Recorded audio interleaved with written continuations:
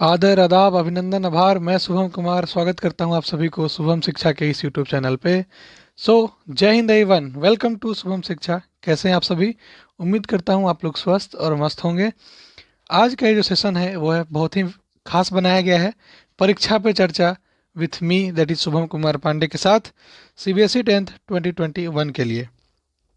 ठीक है, इसमें क्या है, आपको सभी क्वेश्चन जो भी आपके दिमाग में जहन में उठ रहे हैं एग्जाम को लेकर के, सभी का कष्ट निवारण मंत्र है, ये कष्ट निवारण वीडियो है ये। इसको आपका कष्ट निवारण से किया जाएगा। और इसके अलावा भी कोई आपके समस्या रह जाती है तो आप डायल कर सकते हैं 7488654738 पे, हमें पूछ सकते हैं उस समस्याओं को। चलिए शुरू करते हैं। आज का जहन में रहती है बच्चों के सबसे इम्पोर्टेंट क्वेश्चन, जो सबसे क्वेश्चन आता है वह है what to study, sorry why to study, कि पढ़ें ही क्यों।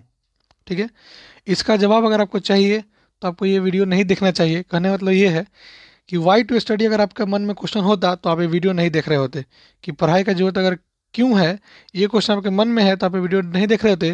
बिकॉज चैनल पढ़ाई का है और पढ़ाई के चैनल पे आप ये वीडियो देख रहे हैं, इसका मतलब ज़रूर है कि आप क्यों पढ़ना है ये ज़रूर जानते हैं। Move to next question, what to study, कि अभी आपको क्या पढ़ना चाहिए। अभी आपको बस सिलेबस के अंदर पढ़ना चाहिए। ठीक है, बाहरी सिलेबस यानी कि जो आपके इस बार के सिलेबस में नहीं आ रहा है उसको आपको पढ़ने का समय आपका बीत चुका है। उस समय अक्टूबर के एंड तक ख़त्म हो गया, नवंबर से। और अब से जो भी है, अगर आज तक पढ़ रहे थे तो छोड़ दीजिए। अब से बस सिलेबस का पढ़िए। बिकॉज उससे क्या होगा, क्या वो कॉन्फिडेंस बूस्ट रहेगा। अगर वो हो जाता है, चूँकि एग्ज़ाम से पहले होना असंभव है, असंभव असंभव तो नहीं, संभव है, लेकिन होने के बाद अगर आपको कॉन्फिडेंस हो जाए, कुछ सॉल्व सर पेपर लगा लीजिए, कुछ मॉक पेपर लगा लीजिए, उसके बाद कॉन्फिडेंस है देन आप कुछ और पढ़ सकते हैं। फिलहाल सिलेबस के बाहर नहीं जाना है, बिकॉज आपको कोई पीएचडी नहीं करना है अभी, इसलिए सिलेबस के आपको बाहर नहीं जाना है। दूसरा क्वेश्चन हो गया। थर्ड क्वेश्चन आपके दिमाग में आएगा हाउ टू स्टडी, कि कैसे पढ़ना चाहिए अभी। ठीक है, देखिए कैसे पढ़ना चाहिए का जवाब है वो आपका अपना तरीका होना चाहिए। कैसे पढ़ना, आपको सो के, लेट के, जग के, भूखे रह के, खाना खा करके, खाते खाते, चलते फिरते, जैसे पढ़ना है आप वैसे पढ़ सकते हैं, कोई दिक्कत नहीं है। ठीक है, हाउ टू स्टडी में और बात क्या है कि मेन बात बच्चों के साथ होता है क्या कि लोग 50 बुक 60 बुक बनाने लगते हैं। अरे भाई, एक बुक एनसीईआरटी को 50 राइटरों ने मिलकर लिखा है। क्या वो 50 जो हैं वो लोल है? नहीं है। 50 जो है काफ़ी बड़े बड़े साइंटिस्ट वगैरह, काफ़ी आईआईटीएन वगैरह के साथ लिखा गया, बनाया गया बुक सब एनसीईआरटी सब है। क्या वो लोग इतने मूर्ख थोड़े ना है कि आपको इतना पतला बुक बना के दे दिए आपको पढ़ने के हिसाब से। एनसीईआरटी पढ़ डाला, लाइव झिंगा लाला। एनसीईआरटी के एग्जाम में एनसीईआरटी के बुक से डायरेक्ट क्वेश्चन यूपीएससी में आया हुआ है। आप एनसीईआरटी को कैसे नेग्लेक्ट कर सकते हैं? NCERT is the bible, Quran, Gita, and whatever your caste is, whatever your religion is, that's your, जो तो आपका जो गॉड होंगे ना, उनके बराबरी का एनसीईआरटी होता है पढ़ाई के मामले में। ठीक है, हर फील्ड में नहीं बोलूँगा, लेकिन हाँ होता है। ठीक है, व्हेन टू स्टडी, अगला क्वेश्चन आता है कब पढ़ें। ठीक है, कब पढ़ें, इसका जवाब आपका क्वेश्चन सुनने में मैं, बहुत लोग बोलेंगे कि सुबह सुबह पढ़ो ज़्यादा फायदेमंद रहेगा। मैं बोलता हूँ जब मन तब पढ़। ठीक है, सुबह सुबह मत पढ़, न रात को पढ़, न दिन को पढ़, न शाम को पढ़।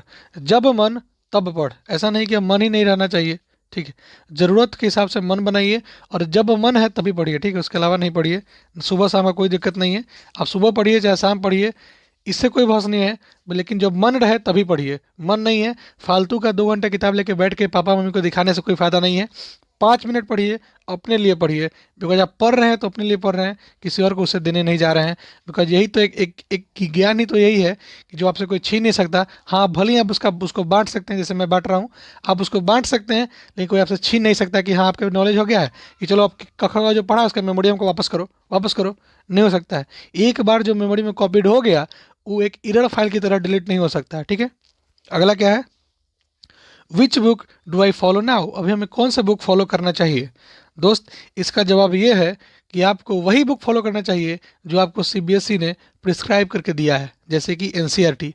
एनसीईआरटी हो जाने के बाद आप एनसीईआरटी फिंगर टिप्स या एनसीईआरटी एग्जाम्पलर तक जा सकते हैं। फिलहाल अगर आपको कॉम्पिटिटिव तैयारी करना है तो सिलेबस के बाहर करिए, ठीक है, सिलेबस को पूरा 100% कवर करिए, कोई दिक्कत नहीं है, लेकिन जब सिलेबस कंप्लीट हो जाए उसके बाद ही कोई एक्स्ट्रा कुछ करना है, उससे पहले का कुछ नहीं करना है। ठीक है, अगला क्वेश्चन कि हाउ टू कवर बैकलॉग।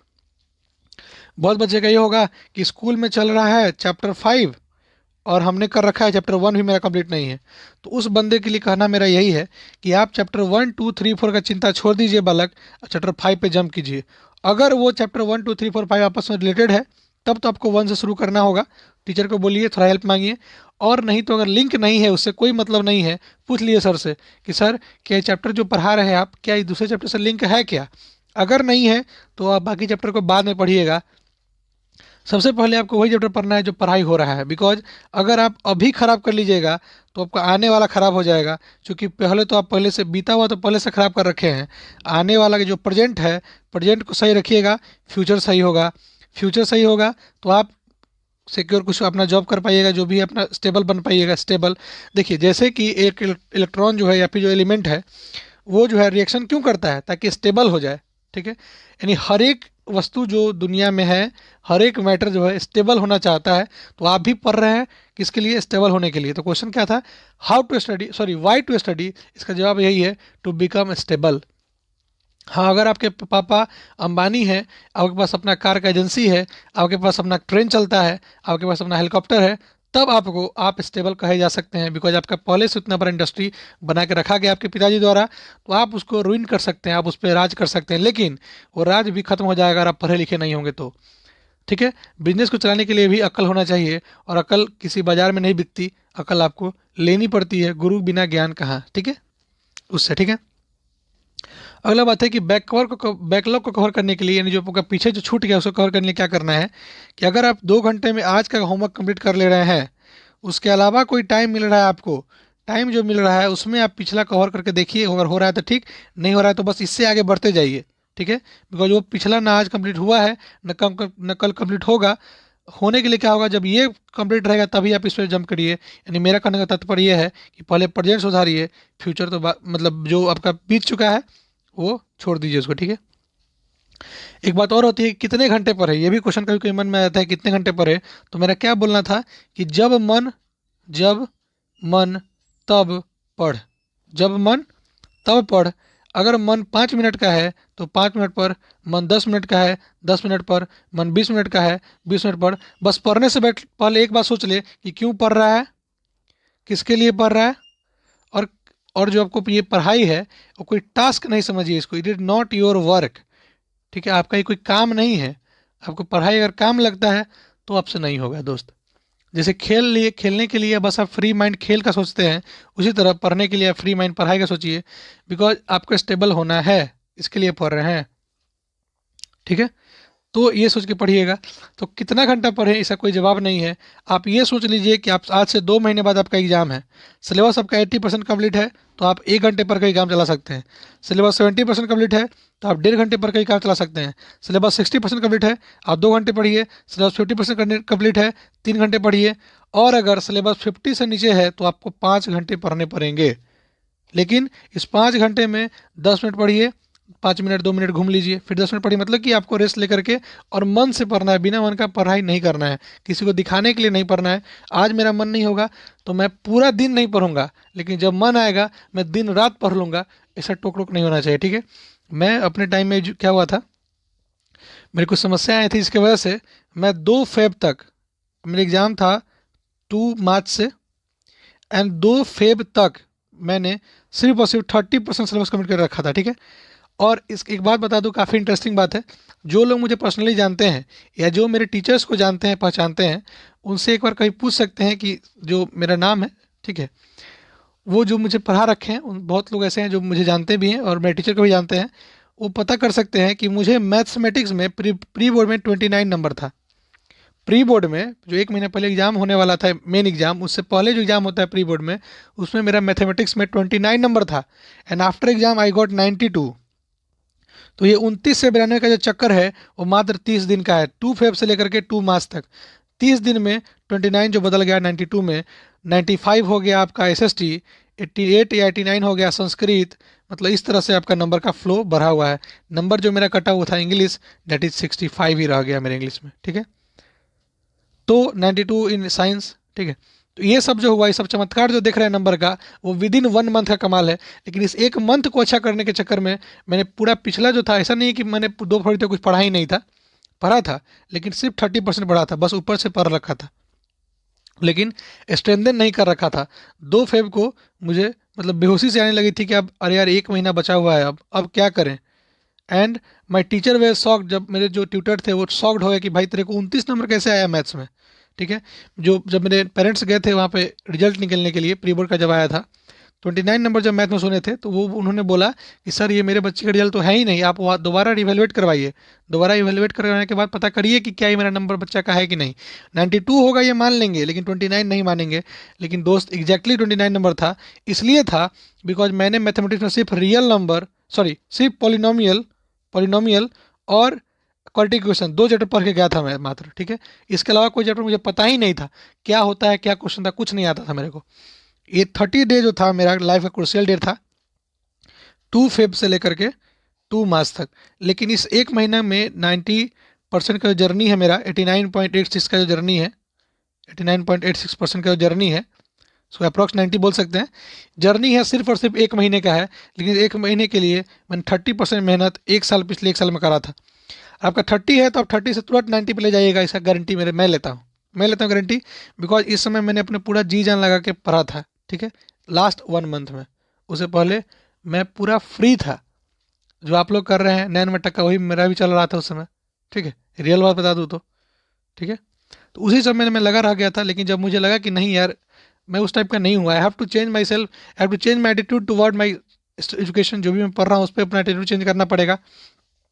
जब मेरे गार्जियन वगैरह लोग को पता लगा कि भाई 29 नंबर मैथमेटिक्स में है, जो मुझे ट्यूशन दे रहे थे उनको पता चला कि 29 नंबर मैथमेटिक्स में है, दे ऑल वे शॉक्ड कि भाई तेरे को 29 कैसे आया, ठीक है। उसके बाद मेरे को लगा नहीं भाई, I have to try my best, then I got my best, that 89.86। अगर मैं 1 महीना पहले जगा रहा था तो ये मे बी 98.86 हो गया रहता, ठीक है। बिकॉज एस एस टी में 5 नंबर कहाँ कटा है मुझे पता है, वो चैप्टर है आपका एग्रीकल्चर, ठीक है। मैथ्स में 8 नंबर कहाँ कटा है मुझे पता है, इसमें 5 नंबर कटा है आपका रियल नंबर में, रियल नंबर में पढ़ के नहीं गया था मैंने एग्जाम में, और 3 नंबर कटा है आपका सर्कल में, ठीक है। अच्छा, 8 नंबर जो आपका मेरा साइंस में है उसमें पता है कितना नंबर कटा, 3 नंबर कटा मेरा chemical reaction and equation question में, और 5 नंबर जो कटा वो था acid base and salt chapter में, ठीक है। ये 8 नंबर जो है केमिस्ट्री में कटा था, 30 आउट ऑफ 30 बायो में आया था, as well as 30 out of 30 आपका जो भी था, सॉरी 25 जो भी उसमें मार्किंग रहा होगा, फुल में फुल फिजिक्स केमिस्ट्री में था, बस केमिस्ट्री में ही 8 नंबर कटा था, ठीक है। उसी तरह बात करें इंग्लिश में क्या कटा था, इंग्लिश में मेरे साथ हुआ क्या था कि 10 नंबर का नोबल आया था, उसमें था एना डायरी, ठीक है, एनएस डायरी, और करके था एक और कोई चैप्टर था उसमें नोबेल का, दो क्या करता था ना और करके आया था क्वेश्चन। लेकिन अब हर क्वेश्चन में और लगा हुआ था, दोनों क्वेश्चन में और लगा हुआ था, और मुझे समझ नहीं आ रहा था कौन सा करना है। मैंने एक कर रखा था, लेकिन जब इन्विल्टर आए उन्होंने पूछा हमसे कि तुमने कौन कर रखा है, मैंने बोला ये वाला सर, तो उन्होंने बोला कि ये नहीं करना है। तो मैं वो सॉरी वो नहीं किया था, दूसरा नीचे वाला कर रखा था। मैं इसको समझ के इसको भी काट डाला, काटा 10 नंबर, तो मार्क्स मेरा ऐसे ही कट गया नोबल का, 10 नंबर ये कट गया। 3 नंबर मुझे याद है कि एप्लीकेशन में गलती हुआ था कहीं ना कहीं, मुझे एरर कुछ समझ नहीं आता क्या करूँ, 13 नंबर कटा। ऐसे करके 2 नंबर में ASL में कटा, मतलब ऑडियो जो होता है ऑडियो टेप होता है उसमें 2 नंबर कटा। और इवन की प्रैक्टिकल में ज़्यादा नंबर मेरा नहीं कटा है, लेकिन फिर भी कट कट के इतना हुआ है। मुझे पता है कि कहाँ कटा है, बिकॉज मैं उस तरह से प्रिपरेशन करके गया था कि मुझे एग्जाम में ही पता चल गया कि मेरा ये नंबर कटने वाला है, ये नंबर कटने वाला है, ये नंबर कटने वाला है, ठीक है। उस तरह का प्रिपरेशन आपका भी होना चाहिए, ठीक है। सिलेबस इनकम्प्लीट है आपका, उसके लिए क्या करना है, सिलेबस इनकम्प्लीट है तो पहले तो आपको ध्यान देना है कि सिलेबस को पहले जल्दी से जल्दी खत्म करें।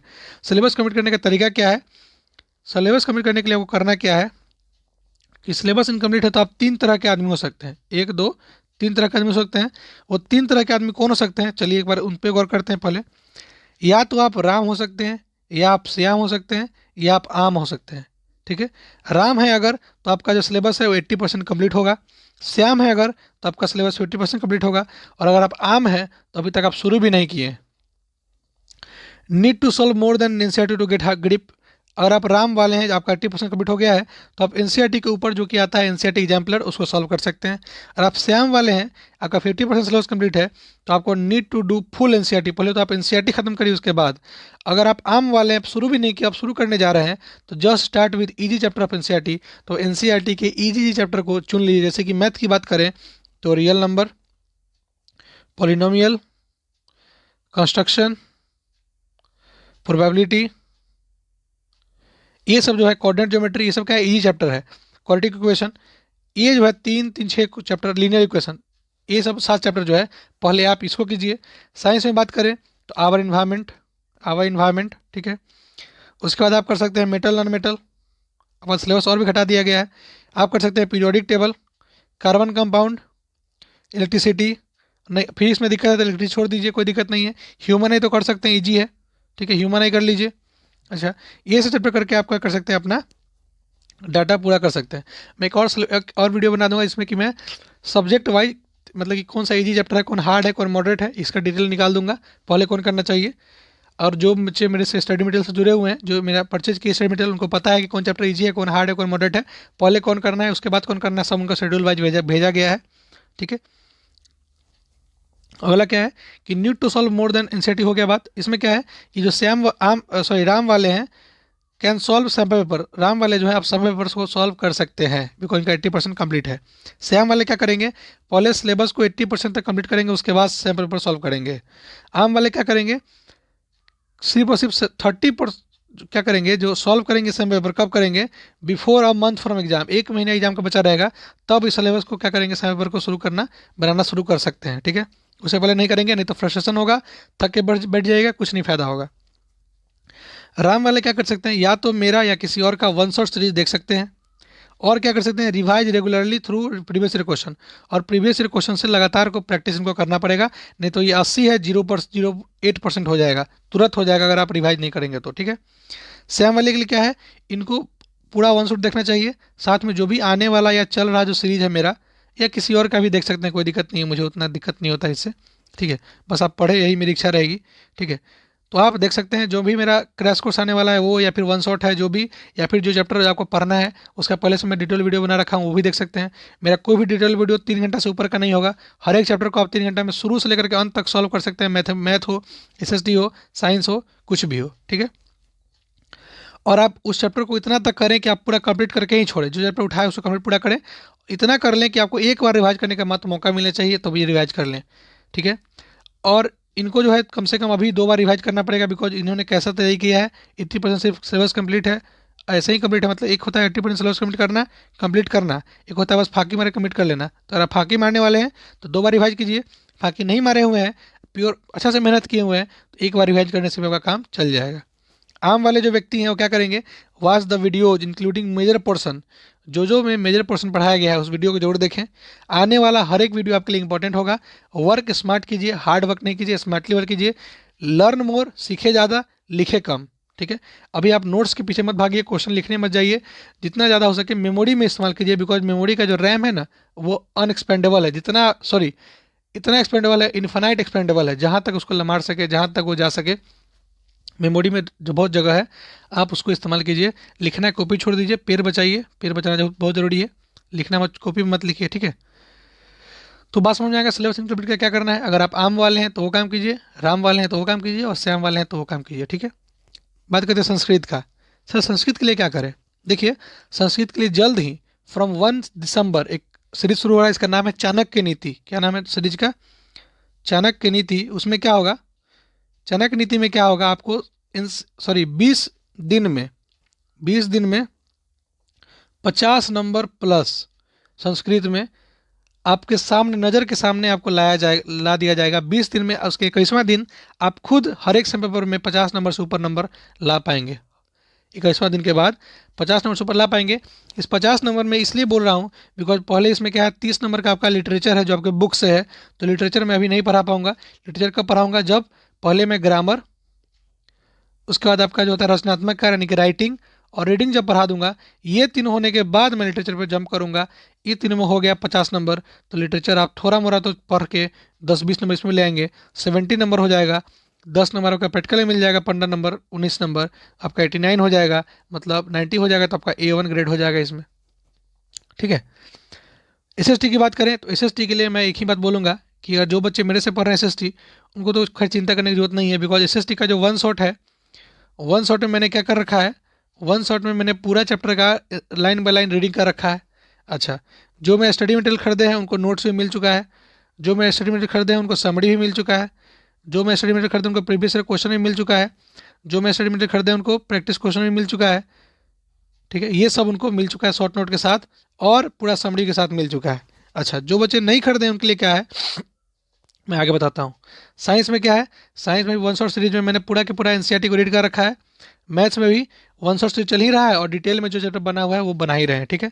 इंग्लिश में के लिए क्या है कि 1 दिसंबर से इंग्लिश के लिए भी पहले ग्रामर, राइटिंग, रीडिंग, बाद में लिटरेचर। ठीक है, ये तीनों करवा दूंगा, तब जाके लिटरेचर पढ़ाऊंगा। ठीक है।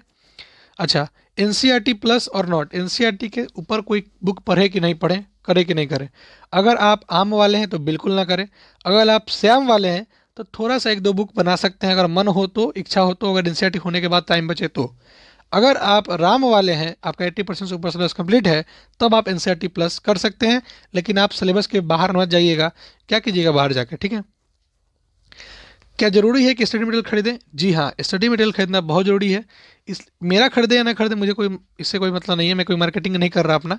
आपकी हेल्प के लिए बनाया गया स्टडी मटेरियल है, आप चाहें तो ले सकते हैं, नहीं चाहे नहीं ले, कोई दिक्कत नहीं है, आप किसी और का भी ले सकते हैं। देखिए, स्टडी मटेरियल क्या होता है कि बुक जो है आपको पीएचडी करवा देगा। मतलब बुक में जो जो है, अगर आपका 28 पन्ना 28 पेज का अगर कुछ लिखा हुआ है कोई चैप्टर, तो एग्जाम में मात्र उससे 1 पेज से पूछता है। स्टडी मटेरियल जो है उस 28 पेज का निचोड़ 5 पेज में ले आता है।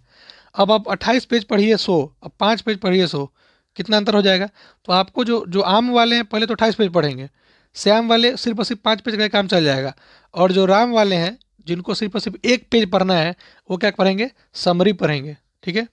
और जो श्याम वाले थे जिनका 50% कम्प्लीट था, वो शॉर्ट नोट पढ़ेंगे, और जो आम वाले हैं वो पूरा के पूरा चैप्टर पढ़ेंगे। ठीक है। तो स्टडी मटेरियल खरीदना इसलिए ज़रूरी है। और स्टडी मटेरियल कैसा खरीदना ज़रूरी है, जो कि सेल्फ मेड हो, खुद से बनाया गया हो, लेटेस्ट पैटर्न पे हो, जो अभी के पैटर्न पे बनाया गया वो हो। उसके अलावा जो जिसके पास एक्सपीरियंस हो बनाने का, वही बनाया हो। ठीक है।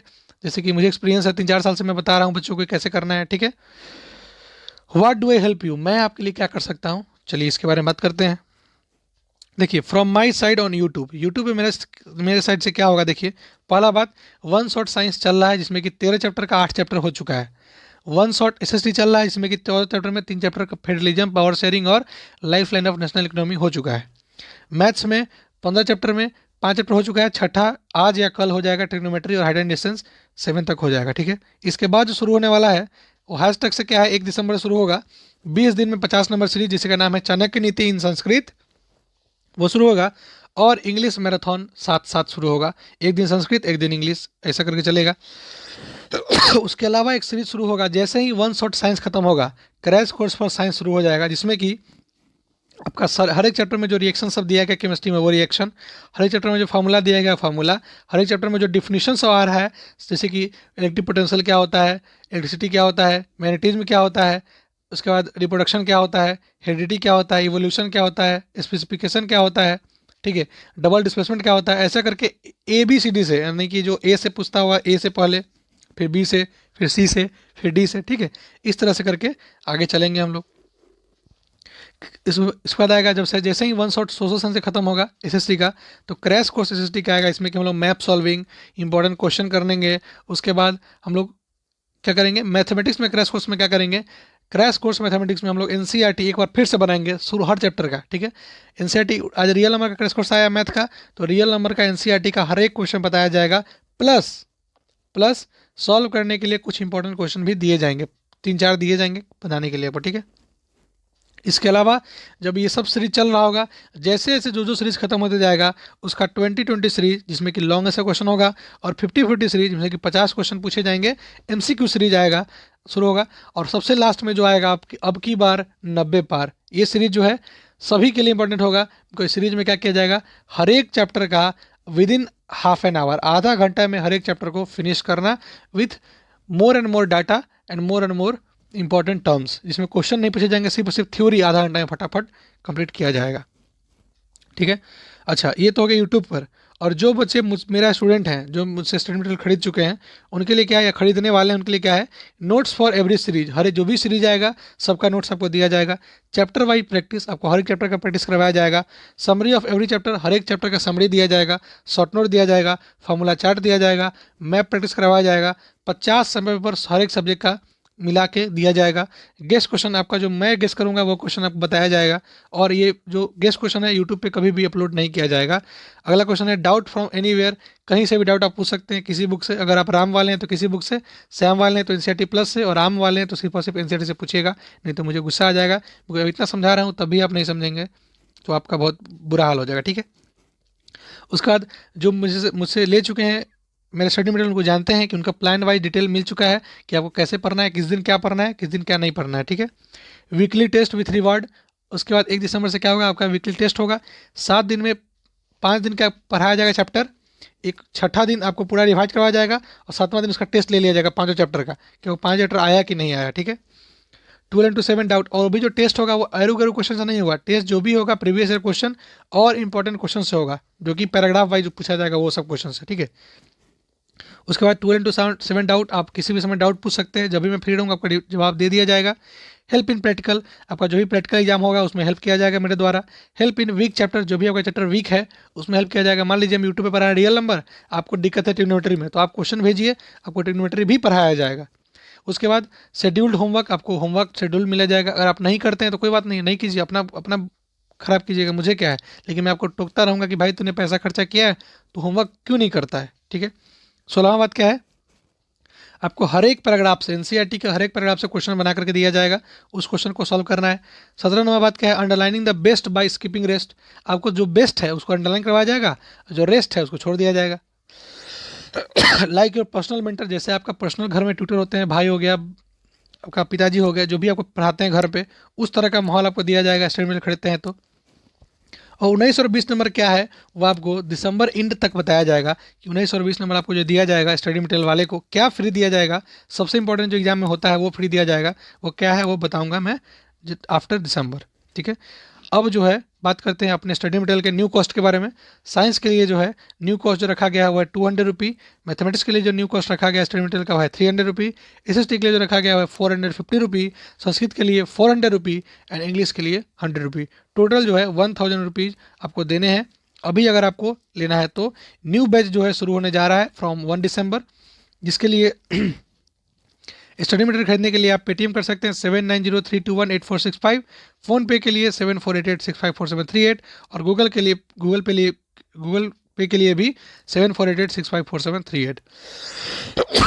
सॉरी, इसके अलावा अगर आपको पर्सनल डाउट है कुछ भी स्टडी मटेरियल से रिलेटेड, या फिर आपको पेरेंट्स से कुछ पूछवाना है मेरे लिए, जैसे कि मेरे से कुछ पूछना हो, जो कि आपको पेरेंट बात करना चाहते हो कि हाँ स्टडी मटेरियल दिया कि बच्चे ले कि नहीं लें, क्या फ़ायदा उसका, तो आप अपने पेरेंट्स से मुझे बात करवा सकते हैं 7488654738 पर, ठीक है। इसके अलावा बाई अब study material now to avail this offer, आप हमारे स्टडी मटेरियल खरीदिए अभी, ताकि आपको जो बेनिफिट्स है वो सब दिया जा सके। एक बैच जो है 15 नवंबर से शुरू कर दिया गया है, दूसरा बैच जो है 1 दिसंबर से शुरू किया जाएगा और वो लास्ट बैच होगा। इसके बाद अगर आप स्टडी मटेरियल खरीदते हैं तो वो क्या फ़ायदा होगा, मैं उतना ध्यान नहीं दे पाऊंगा, बिकॉज जो बैच चल चुका है वो चल चुका है ना। सो उम्मीद करता हूँ अभी आपको जितना बात बताया गया उसे समझ में आया होगा। हर एक टॉपिक को मैंने डिस्कस करा कि क्यों पढ़ना है, कब पढ़ना है, कैसे पढ़ना है। आपको सिलेबस के बारे में डिटेल में बता दिया कि कौन सिलेबस कैसे करना है, जिसका इनकम्प्लीट है वो कैसे करे, जिसका कंप्लीट है वो कैसे करे, what to study, why to study, how to study, when to study, which book I follow, how to cover backlog, syllabus incomplete, Sanskrit के लिए क्या करे, SST के लिए क्या करे, सब कुछ बता दिया। यूट्यूब पे मैं शुरू करने जा रहा हूँ चाणक्य नीति, इंग्लिश के लिए इंग्लिश मैराथन, मैथ्स के लिए क्रैशअप कोर्स शुरू होने जा रहा है, तो सब जो है अवेल कर सकते हैं अगर आप यूट्यूब पे मेरे साथ जुड़े हुए हैं तो। अगर आप नहीं जुड़े हुए हैं तो अभी आप जुड़ जाइए सब्सक्राइब बटन प्रेस करके। अगर आप हमारे व्हाट्सएप ग्रुप से जुड़ना चाहते हैं तो लिंक डिस्क्रिप्शन में दिया गया है। अगर आप हमारे व्हाट्सअप, फेसबुक, टेलीग्राम जिससे भी जुड़ना चाहें आप जुड़ सकते हैं। उम्मीद करता हूँ कि आप लोग टेलीग्राम पे ज़्यादा से ज़्यादा जुड़िएगा। वो टेलीग्राम पे क्या है, मैं डेली क्वेश्चन शेयर कर पाऊँगा विथ ऑप्शन, जो उसमें 4 ऑप्शन रहते हैं, पोल किया रहता है, आप जो टिपिएगा आपको पता चलेगा कि कितने बच्चों ने क्या आंसर दिया। आप वहाँ पर अपना नाम बना सकते हैं, ठीक है। हर पोल का आंसर शाम को दिया जाएगा विद देयर प्रेजेंट नेम, आपका नेम की तरह आपको फर्स्ट प्राइज पता जो होता है ना, नेम आपने फर्स्ट करा, आपने सेकंड करा, इस तरह से आपको दिखाया जाएगा, आपका नाम भी वहाँ पे दर्शाया जाएगा। ठीक है, तो उम्मीद करते हैं सब कुछ आपको समझ में आ गया होगा। आप चाहें तो हमारे स्टडी मटेरियल को फॉलो कर सकते हैं। नया बैच जो है स्टार्ट हो रहा है 1 दिसंबर से। So it is for today. ये वीडियो आपको समझ में आया होगा, और कोई भी डाउट आपका होगा तो, और फर्दर कोई डाउट है तो आप कमेंट करिए। आपसे लेता हूँ मैं विदा यहीं पे। कल मिलते हैं हम लोग अगले वीडियो के साथ। अगले वीडियो में मिलेंगे हम लोग ट्रिग्नोमेट्री के वन शॉट के साथ। Thank you so much, bye bye, take care.